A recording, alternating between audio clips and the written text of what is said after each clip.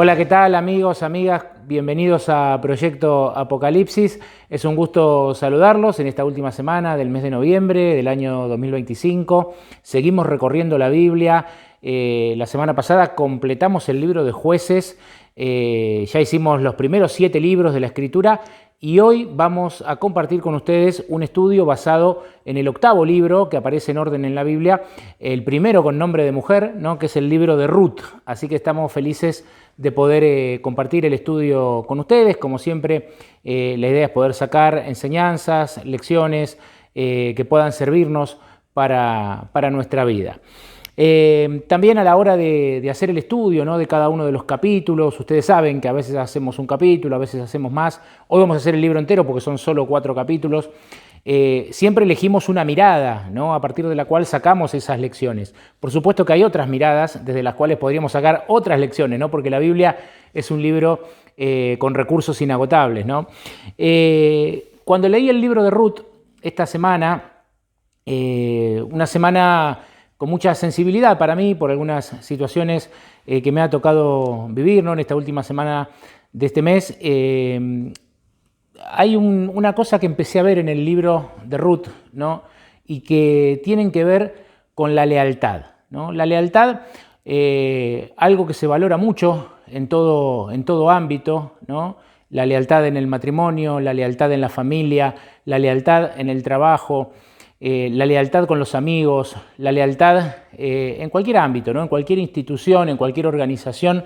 Es algo que se valora mucho porque es algo que se encuentra poco, ¿no? En nuestra sociedad actual es algo que lamentablemente se encuentra muy poco, porque justamente el pecado tiene que ver con todo lo contrario, ¿no?, a la lealtad. Tiene que ver con la traición, ¿no?, tiene que ver con el egoísmo, con todo ese tipo de conductas. Y de hecho, ¿no?, cuando el diablo se rebela, ¿no?, según cuenta la Biblia, en el cielo contra el gobierno de Dios y contra Dios mismo, está dejando de ser leal, ¿no?, está practicando traición.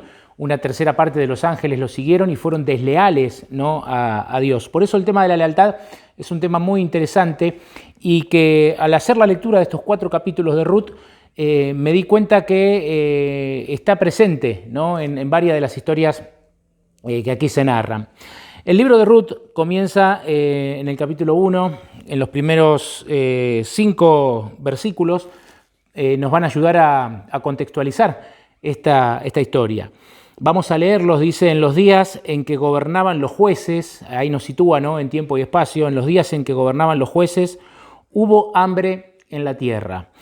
Y un hombre de Belén de Judá fue a vivir a los campos de Moab con su esposa y sus 2 hijos. Se llamaba Elimelec y su esposa Noemí, sus 2 hijos Malón y Kelión, efrateos de Belén de Judá. Llegaron pues a los campos de Moab y se quedaron allí. Y Elimelec, esposo de Noemí, murió y ella quedó con sus 2 hijos. Y ellos tomaron para sí esposas moabitas. El nombre de una era Orfa y el nombre de la otra era Ruth, que justamente es la que le da el nombre al libro, ¿no? Y habitaron allí unos 10 años. Y murieron también los 2 hijos, Malón y Kelión. Y Noemí quedó sin esposo y sin hijos. Esta es la introducción a la historia. Una familia, una mujer con su esposo, que vivían en tiempo de los jueces, de los cuales estudiamos hace poquito, ¿no?, y que están los episodios a su disposición. Vino una época de hambre y decidieron salir a probar suerte, ¿no?, a otro lugar, y se fueron a los campos de Moab, ¿no?, como dice aquí el texto. Este hombre se llamaba Elimelec, cuyo significado de su nombre es mi Dios es rey, y tenían 2 hijos.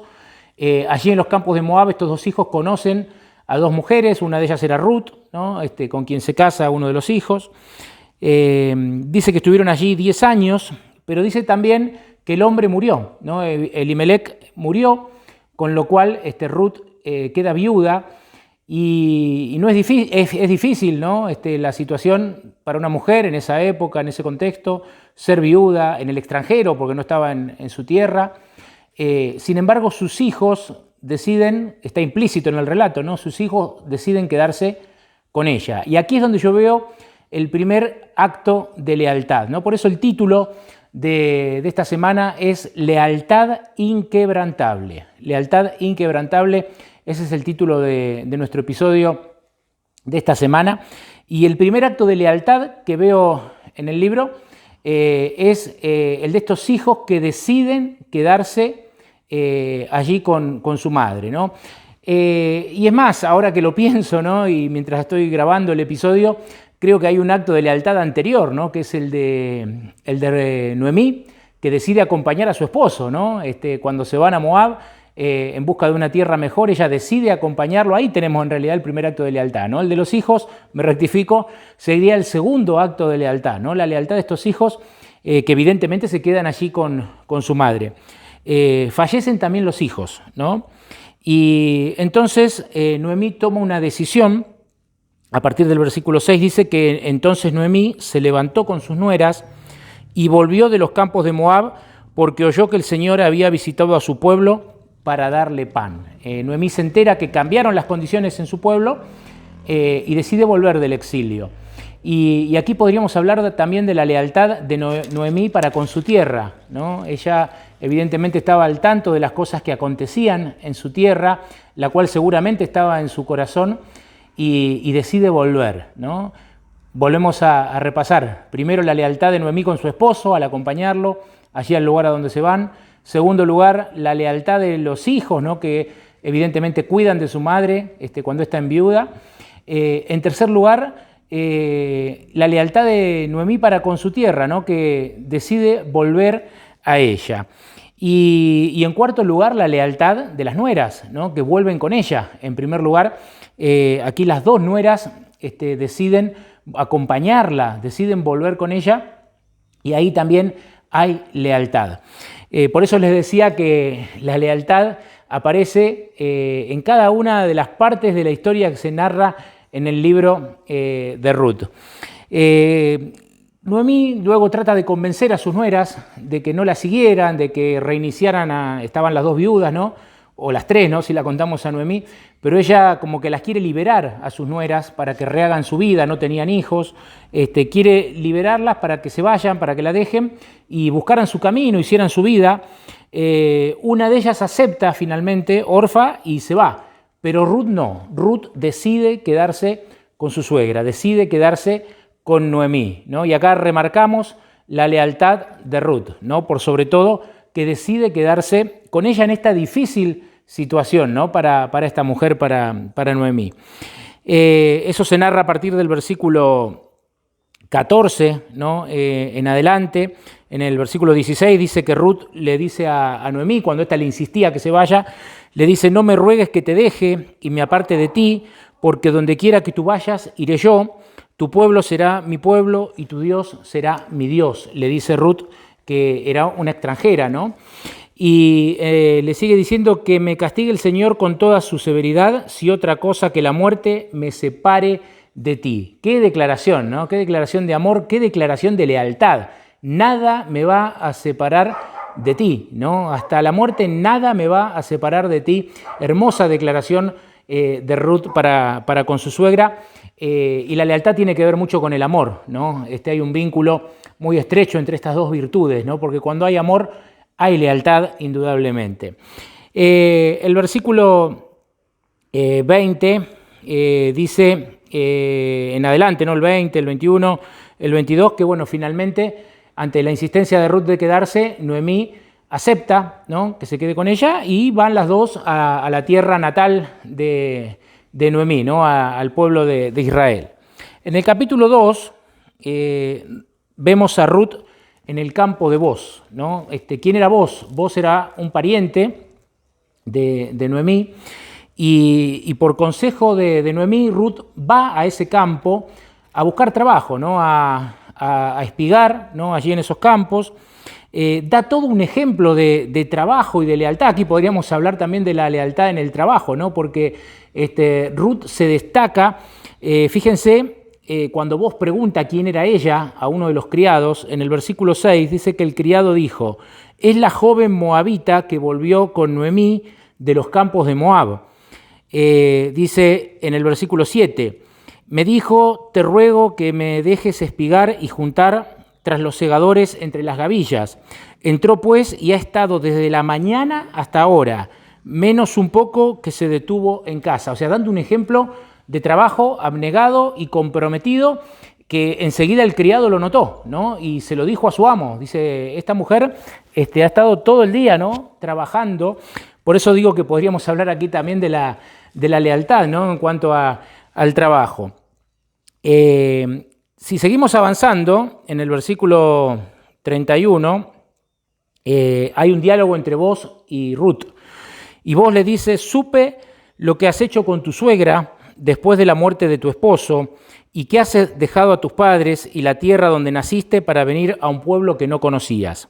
El Señor recompense tu obra y recibe tu premio de parte del Señor Dios de Israel, bajo cuyas alas has venido a refugiarte. Es decir, vos la recibe y le da un lugar allí en su campo, y es generoso con ella, ¿no? En el versículo 14 dice que a la hora de comer, vos le dijo, ven aquí y come del pan y moja tu bocado en el vinagre, ¿no?, que era como un preparado que hacían. No es el vinagre que nosotros conocemos hoy, sino que era como un preparado, ¿no?, para comer, como una salsita, podríamos decir, ¿no?, donde allí mojaban el pan y comían, ¿no? Y ahí vemos a vos, ¿no?, reconociendo la lealtad de esta mujer, no solo en el trabajo, sino reconociendo la lealtad de esta mujer para con su suegra, porque le dice, estoy al tanto, ¿no?, de toda la historia y de cómo no te separaste de Noemí, que de paso Noemí era pariente, ¿no?, de este vos. Y si seguimos avanzando en el relato, nos vamos ya al capítulo 3, vemos allí una lealtad de vos para con Ruth, ¿no? En el versículo 10, capítulo 3, versículo 10, dice, y él le dijo, el Señor te bendiga, hija mía, ¿no? Y en el versículo 11 le dice, ahora pues, no temas, hija mía, haré por ti lo que digas, pues toda la gente de mi pueblo sabe que eres mujer virtuosa. Es cierto que soy pariente cercano, con todo, dice, hay un pariente más cercano, ¿no? O sea, vos, en esa época, ¿no?, cuando una mujer enviudaba, y si no tenía hijos, era costumbre que el pariente más cercano del difunto se casara con ella, ¿no? Y a su vez, si tenían hijos, el hijo, aunque a nosotros en nuestra cultura esto nos va a sonar extraño, ¿no?, pero el hijo no era considerado después, en los términos legales, no era considerado hijo de este pariente, sino que era considerado hijo del difunto. Legalmente era así en esa época, ¿no? Es un dato curioso, pero cierto, ¿no?, de ese momento. Entonces, por ejemplo, si vos se casaba con Ruth y tenían un hijo, el hijo de Ruth iba a ser considerado, en los términos legales, no hijo de vos, sino hijo del difunto, ¿no?, del primer esposo de Ruth. Y vos se había enamorado de Ruth, ¿no?, y quería unirse a ella, quería casarse con ella, pero también la ley indicaba que el derecho lo tenía el pariente más cercano, ¿no? Y si ese pariente más cercano quería hacer uso de su derecho, era de él. Ahora, si no quería, se seguía al pariente que le seguía en proximidad, ¿no? Y acá hay lealtad de vos, hay honestidad de vos para con el pariente más cercano de Noemí, ¿no? Porque vos, dice, hay un pariente más cercano que yo. Él quizás allí podría haber hecho alguna estratagema para que esto no se conociera, para que no se supiera quién era Ruth, ¿no? Sin embargo, dando muestras de ser un hombre honrado, él dice, hay alguien que tiene más derecho que yo a hacerse cargo, ¿no?, de Ruth, a hacerse cargo de la familia de Noemí, y entonces él dice, voy a ir a consultarlo, ¿no? Si este pariente más cercano llega a decir que no, yo estoy dispuesto. Pero primero tiene que decidir él, a él le corresponde, ¿no? Y ahí vemos un acto de lealtad también, ¿no? Y de honestidad, porque así como dijimos que el amor está estrechamente ligado a la lealtad, la honestidad es otro valor que también está estrechamente ligado a la lealtad. En el capítulo 4 del libro vemos allí cómo finalmente se van a dar las cosas, ¿no?, para que vos se pueda casar con Ruth. Pero hay algo interesante. En el capítulo 4, versículo 3, Vos comienza un diálogo con este hombre que tenía derecho antes que él, ¿no?, a redimir a Ruth. Entonces, la Biblia describe este diálogo. Versículo 3 dice: luego dijo al pariente, Noemí, que ha vuelto de Moab, que era pariente de ellos dos, ¿no?, de vos y de este otro, vende una parte de las tierras, dice, que tuvo nuestro hermano Elimelec. Yo decidí hacértelo saber y decirte que la compres ante los que están aquí sentados, porque estaban ante testigos, ¿no?, ante los jueces teniendo este diálogo, y ante los ancianos de mi pueblo. Si quieres redimir, redime.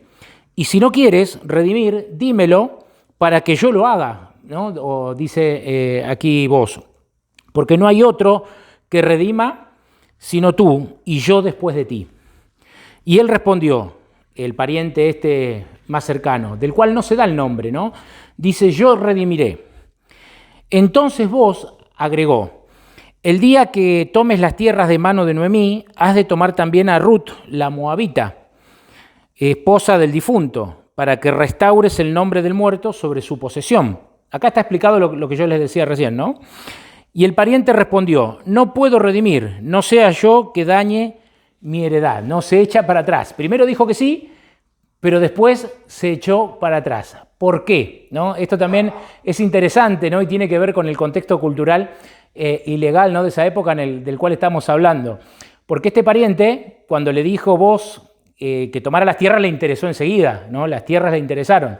Ahora, cuando le dijo también te tenés que casar con Ruth, había un problema.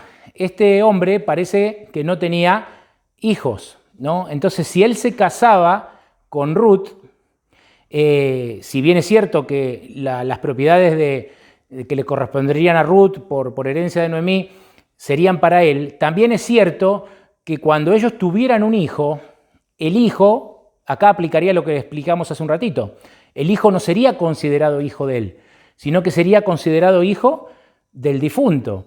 Y ese hijo pasaría a ser dueño no solamente de lo poco que allí ponía Noemí, sino que pasaría a ser dueño de todas las propiedades que este hombre tenía.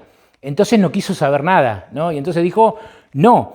Y este hombre, al tener esta actitud, evidentemente demostró una lealtad diferente de la que venimos hablando hasta acá, ¿no? La lealtad de este hombre era para con el dinero, ¿no? Este hombre tenía lealtad solamente, por lo que se ve, al dinero, ¿no? Y rehusó redimir, ¿no?, rehusó rescatar a la familia de Ruth y de Noemí, y solamente pensó en su interés económico, ¿no? Triste actitud de esta persona, ¿no? Y generalmente el dinero es una cuestión que hace en nuestra sociedad muchas veces que los hombres pierdan la lealtad, ¿no?, o que tengan lealtades efímeras y cambien de un lado para el otro, ¿no?, justamente por este tema, ¿no?, por el tema de la conveniencia o no económica. Este hombre es un triste ejemplo, ¿no?, de una lealtad que en realidad no es lealtad y que es una lealtad que no conviene, ¿no? Es la lealtad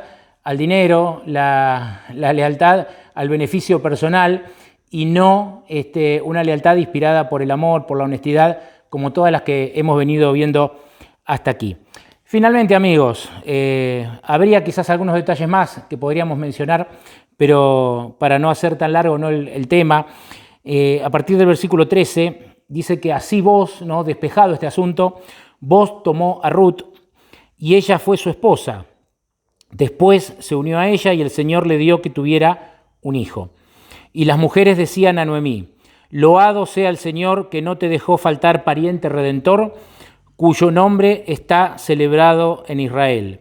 Él restaurará tu vida y sustentará tu vejez, porque tu nuera, que te ama y te vale más que 7 hijos, te ha engendrado un hijo. Hermoso, hermoso realmente este texto. ¿Y qué lealtad aparece aquí, ¿no? Es la lealtad más importante de todas. Dijimos al principio, la lealtad está inspirada y está muy ligada al amor. La lealtad que vemos acá es la lealtad de Dios, ¿no? La lealtad de Dios que restaura a Noemí, que restaura a su familia, que restaura a Ruth, que les da un descendiente, que a su vez ese descendiente, ¿saben quién sería?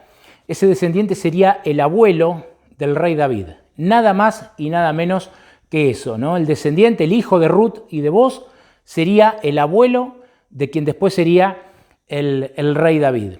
Recordemos cómo empezó esta historia, ¿no? Con Noemí acompañando a su esposo, yéndose a una tierra lejana, ¿no? Porque había hambre allí en Israel y se fueron a buscar el alimento y el porvenir a otro lado. Le toca enviudar, le toca perder a sus hijos, le toca estar en el exilio, le toca volver a su tierra sin casi nada, ¿no? Realmente una vida muy abnegada la de Noemí.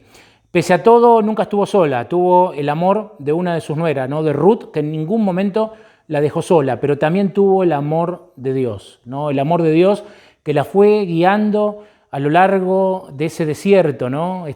Siempre usamos como metáfora el transitar del pueblo de Dios por el desierto, ¿no?